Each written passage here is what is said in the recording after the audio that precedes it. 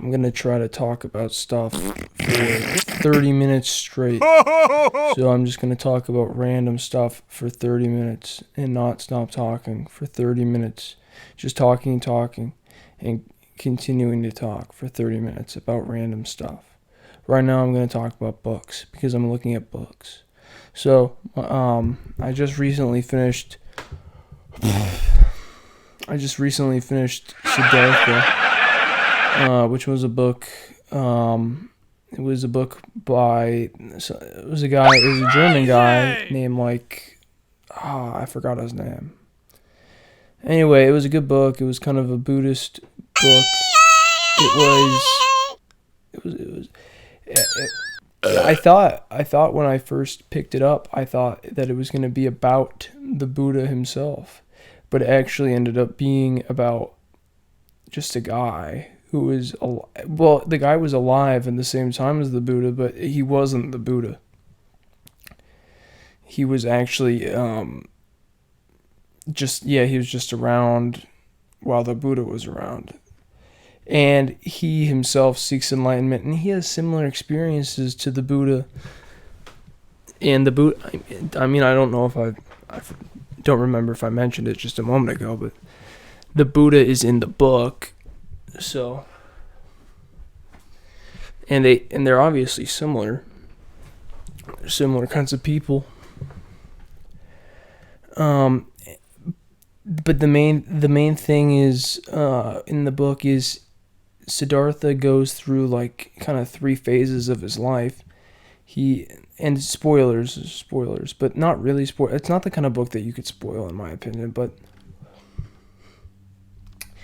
he basically like at the beginning he's seeking enlightenment. He has like some experiences being like by himself. He like renounces teachers and teachings and whatever because he thinks that you have to figure it out kind of yourself, which I personally really agreed with when I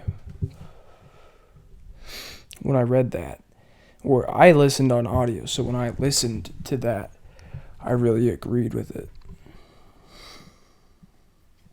And then through the rest of the book, he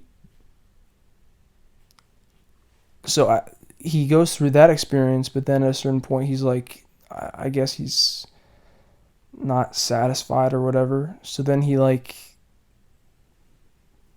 goes for this girl, and this girl's like, well, you can have me if you dress better and make more money and stuff. And so he's like, okay, bet. And then she helps him get a job, and the job is good. And then for like 20 years he's doing that, or 10 years or something, and he makes a bunch of money. And so he becomes like a drinker, a gambler, an adulterer, or whatever. So he just engages in like the classic like sin activities, and he gets really tired and disgusted by everything and gets like suicidal. Which is interesting because at the beginning, that point of that part of the book, at the beginning part, he thought that he was far superior to everybody else because he was able to go about things like a game, not seriously. He wasn't that entangled by life's problems and stuff. He wasn't emotionally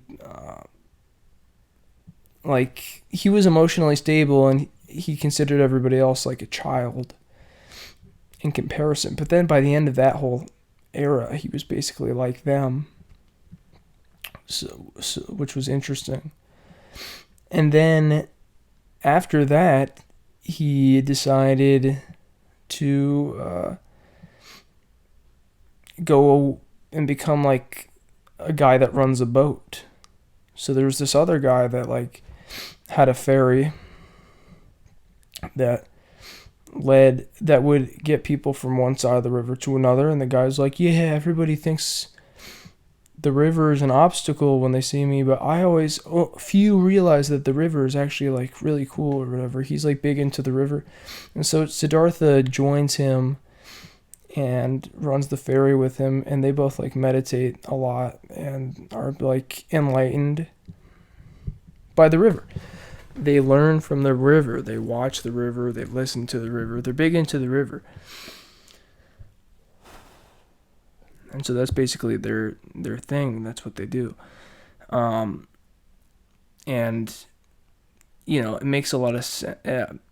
I don't know why I was going to say it makes a lot of sense. Well, I do know why. It was because I decided that I was going to talk as much as possible.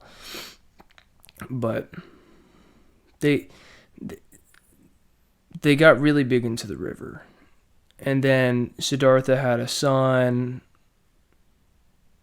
and the son ran away, but he loved his son, but he didn't know his son very well, because that's a whole thing. I won't go into all of it, because it would kind of be boring and unnecessary.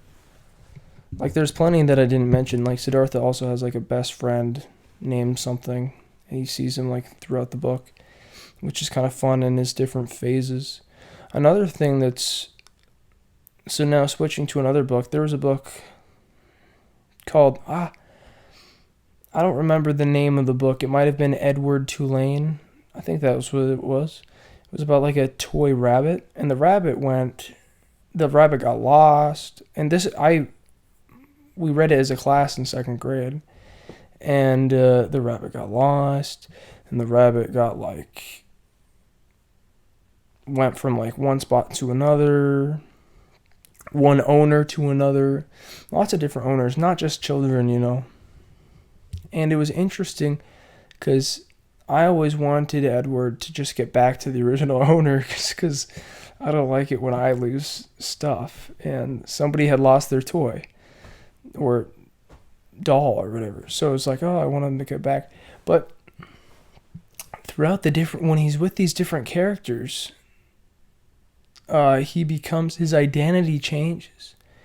He becomes a different person in his different roles. It's like, to me, in thinking about it now, I kind of think of it like reincarnation.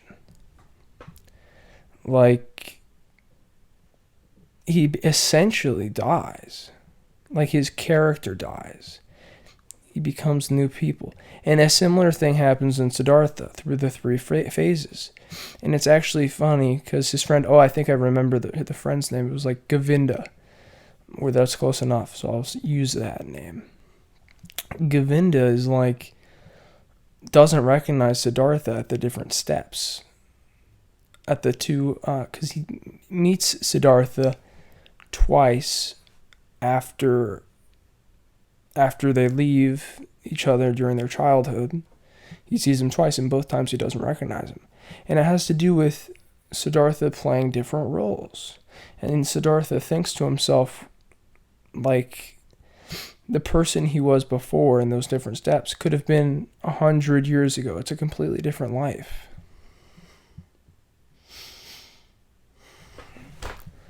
They also talk about the unreality of time in that book. In Siddhartha, he's like, time doesn't exist. Let's just throw that out there, or time is a thought. Which, it's pretty philosophical. That kind of makes sense philosophically. It checks out. A lot of philosophical people think that. I don't know if it has any implications really, though. But yeah, I liked that book, and I liked the Edward Tulane book from 2nd grade. I liked 3 Men in a Boat, to say nothing of the dog. That book was fun and delightful, and it was a British book from the 1920s, I think. No, 1890s. So there's that book, 3 Men in the Boat. It's just kind of a charming book about 3 kind of dumbish British guys going on a boating trip, which is just, it's fun, delightful, it's smart, smart humor. Like it's well done. I had fun with that, and I ended up reading that because I was actually I was like sad. I was like in a depressed mood before I read it, and then I read it, and then it was like it made me happy. So it really relieved a lot of like personal tension. So that was nice. I liked that. And I'd recommend that book to anybody. So, actually, I listened to it on audio.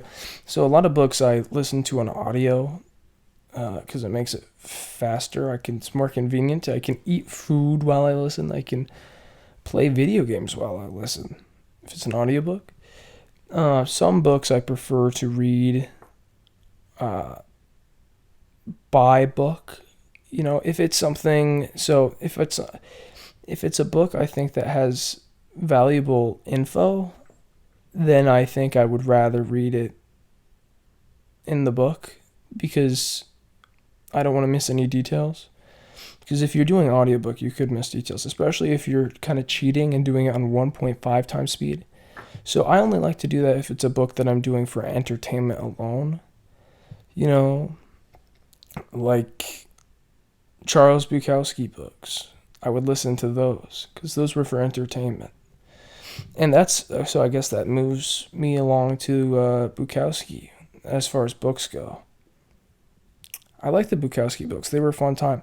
They're kind of an interesting thing about them, and I saw a comment that sums it up, is they're very similar. So it's like he goes to the horse track, and then he like has a woman that he's with at that time, and then he complains about things and gets drunk, and then he like repeats that cycle. And that's a lot of his books are like that. At least 3 of them are like that. Like Factorium, Post Office, and Women are all like that. Ham on Rye is not really like that, because Ham on Rye is about his childhood. And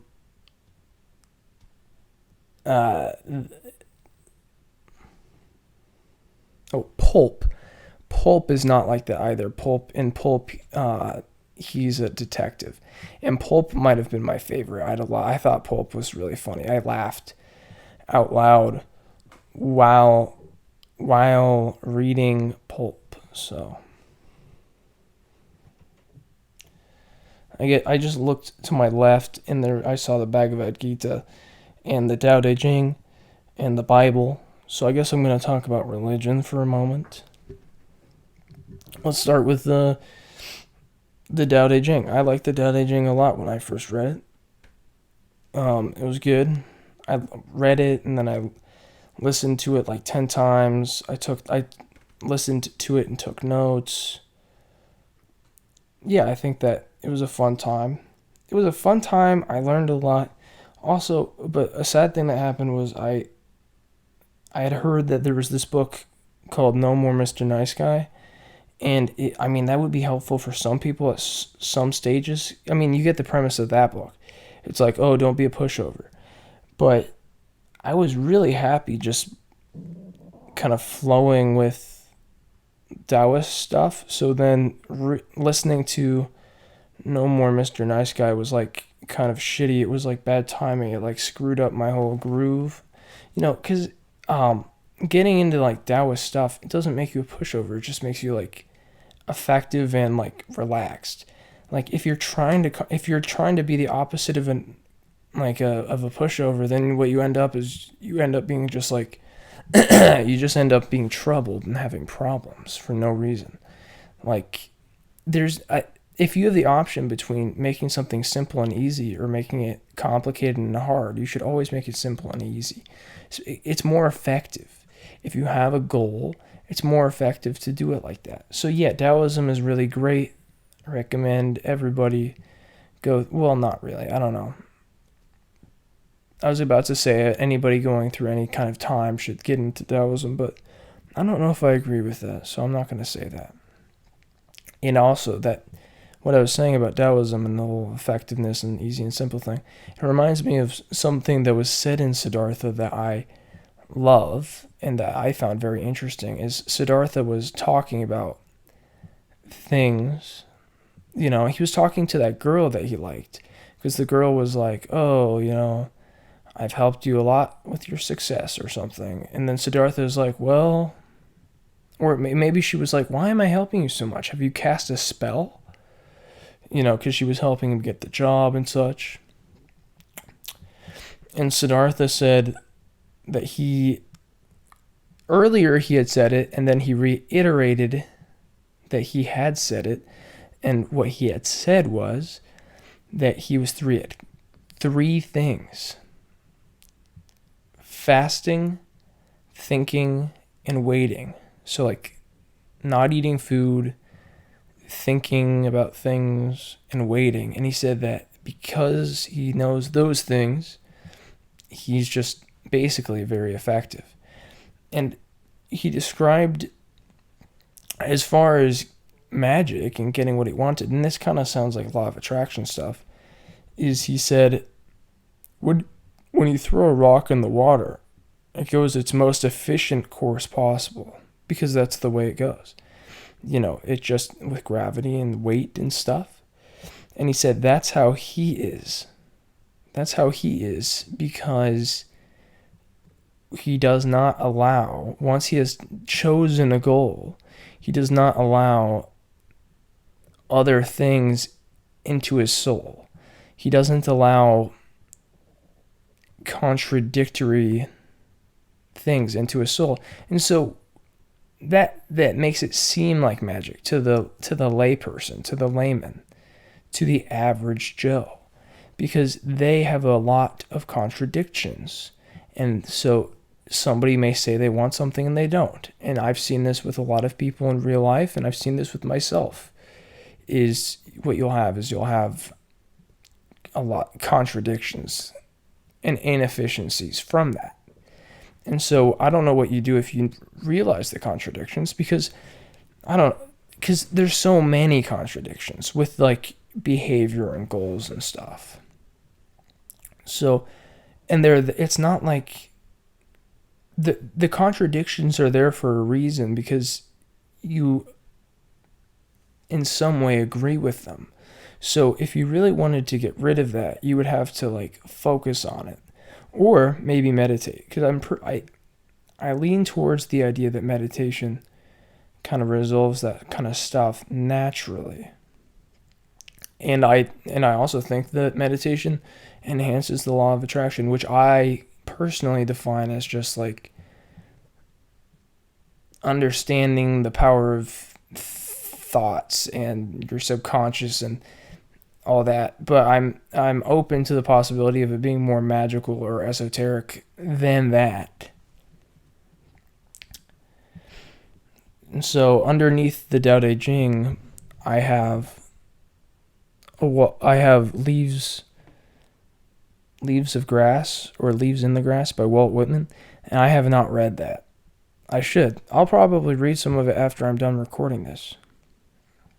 But yeah, apparently he's cool. My sister got me that book, and I was much appreciative of it because she had recommended him, and I was interested in reading him, but the copy at my house was really old, and it made me not want to read it.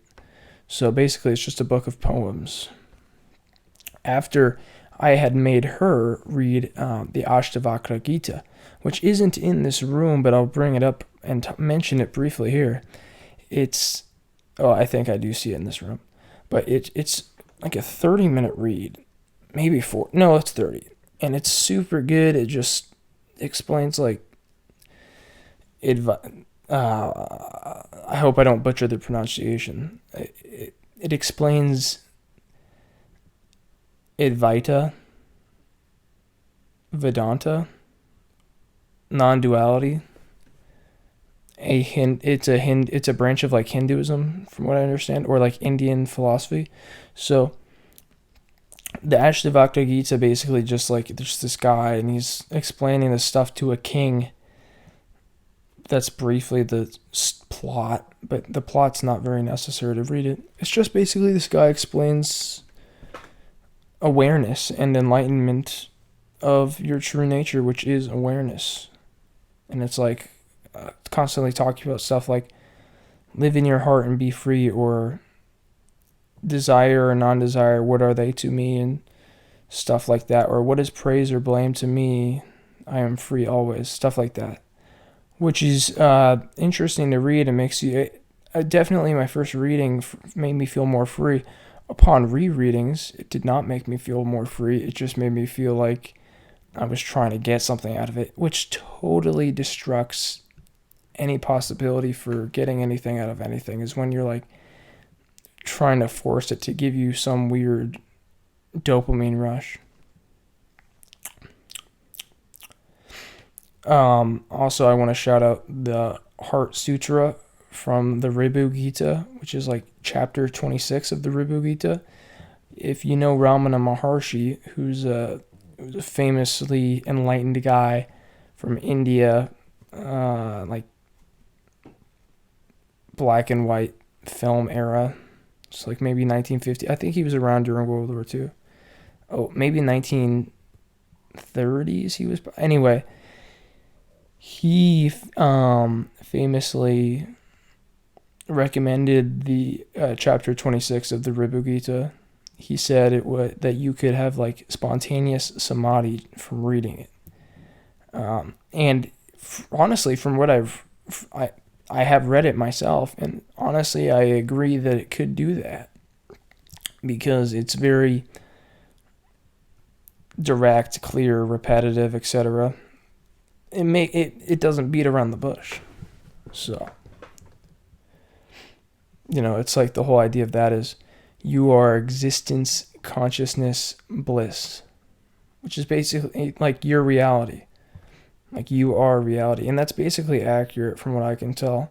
I mean, there's a guy talking right now, but it's more like the guy is talking and he's like, but like before that, there has to be reality, which is consciousness. You catch me? Like there has to be awareness for there to be a person talking right now. And that awareness is more directly essential to the being that exists. You could say my being, but then it's like, is thought the awareness? No. So it doesn't, if you catch my drift, it doesn't make sense for me to say my awareness, or, anyway, but moving on. I don't know what to, I made that sound kind of confusing, I think. I don't know. But moving on. So it looks like I have a copy of The Catcher in the Rye mixed in with my religious books. Catcher in the Rye was a great book. I read it and then I listened to it on audio a couple more times. I like it a lot. We read it for school in 11th grade, and I thought it was really good. Apparently my teacher didn't even like it that much. And he said he didn't like it that much because he read it after high school, and maybe he felt a little too mature for it. But I liked it a lot. I liked the writing style. I thought it was funny. It also, incidentally, it inspired Bukowski, who I've read a number of his books, as I discussed earlier. So, it just like kind of like an ADHD style of writing that Bukowski and Catcher in the Rye use, that makes the book fun and entertaining and like relatable with like thought processes and complaining, just kind of fun complaining, good in certain moods, bad in other moods. I wouldn't want to read it when I'm depressed, because then it would probably just make me more depressed, because it's a lot of like complaining and such, and disdain for like people and society and stuff. And so on the topic of books like that, the ADHD style, and books and authors that inspired Bukowski, John Fonte is an author who I bought a book called like Leaving the Dust or whatever, and that John Fonte wrote, and I'm planning on reading that soon. It's a short book, but I read the first like 3 pages. And of Bukowski, Catcher in the Rye, and him, he is by far the most like ADHD style writing. that I've read. Which, I mean, that's impressive. Like, he just jumps and jumps with his thought process, and it's just crazy. And that's just from 3 pages. Another book like that with the ADHD style is Perks of Being a Wallflower. And that book, I liked that book a lot. It made me emotional, to be honest. It was hard to recommend it to my buds because it's kind of a gay book. Like, it has gay stuff in it. I mean, the main character's not gay, but you get there's a character in there that is. You get the idea. But one of my friends had seen the movie, so he's not going to read it. I don't think any of them will. But I liked it a lot. So back to like me going through the books on my shelf, basically, which is what this has become. The Art of War. I have not read that. I got it because people say it's good, but I don't even know if it's good. It's really short. I'm surprised I haven't read it yet. But I doubt it's useful. I bet the people that say they like it are full of shit. So many people are full of shit like that. The number of people that sincerely think about things is it's got to be 1%. Because I feel like if you actually thought of the Art of War and what it was going to do for you, it's got to be 0. I can't imagine how it could be valuable. Same thing with the 48 Laws of Power. I don't know why people read that book. Okay, if you're going to read it because you're interested in the fun history facts, fine. But if you think that it's going to actually help you in life, or that Robert Greene is going to help you with life, then you're wrong. Then you're just wrong. So, yeah, and then and underneath that, I have the Bhagavad Gita, which actually I think is fun. It's a fun book. It tells the story of Krishna and Arjuna. Arjuna is at a battlefield. He's going to fight basically this war for the kingdom. The family split. So he's I want to win the kingdom. And then, so one team gets Krishna's army and one team gets Krishna as an advisor. And Arjuna gets Krishna as an advisor. Maybe that in itself is a sign that maybe wisdom is more valuable than I don't know, material stuff, physical. So yeah, but the whole book is basically Krishna advising Arjuna on not really war strategy, but more life. It goes into everything about life and all the different things. Main takeaway from that, it would be a good book to base your life around if you really got into it, I guess. It covers a lot of it. Always be thinking of Krishna, and then when you die, you'll go to the Krishna realm, very happy. Always have Krishna in your heart. Take action, do your duty, but not for its reward. That's pretty Taoist as well. There's a lot of overlap with the religions and stuff. It's a good book.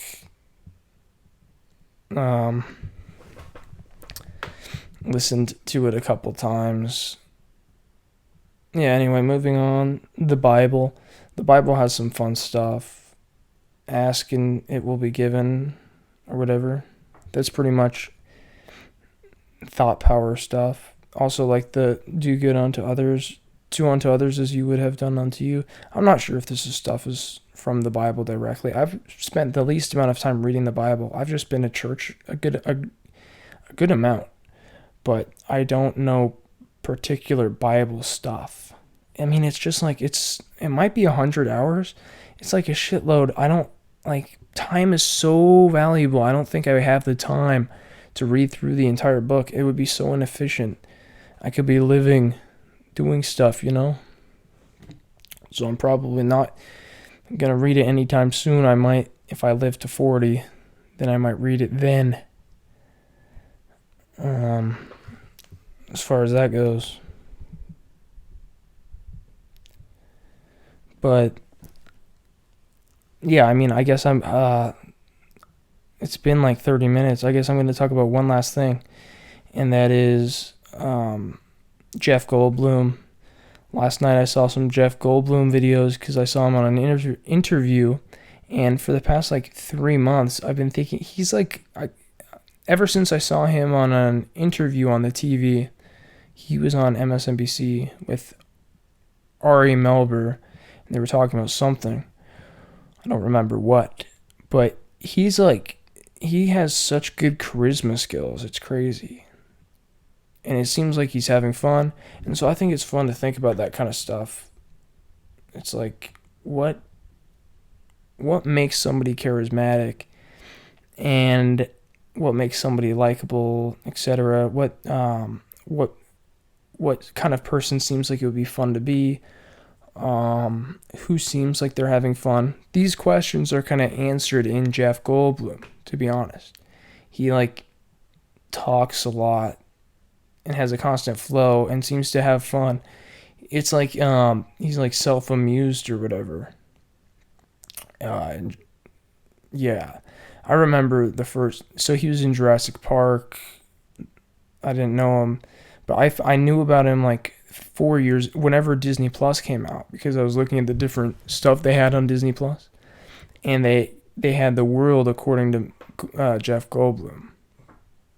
And I'm pretty sure they got rid of that now. I don't think you can find it on Disney Plus anymore. But I think it was popular, and it was done through National Geographic, and I didn't even like it very much, but I still watched like 3 episodes. Yeah, so he's an interesting guy. So I just wanted to throw that topic out there and discuss that for a moment. So yeah, there you go. Those are all my thoughts. I talked for over 30 minutes. I'm very impressed with myself. So, yeah, there you go.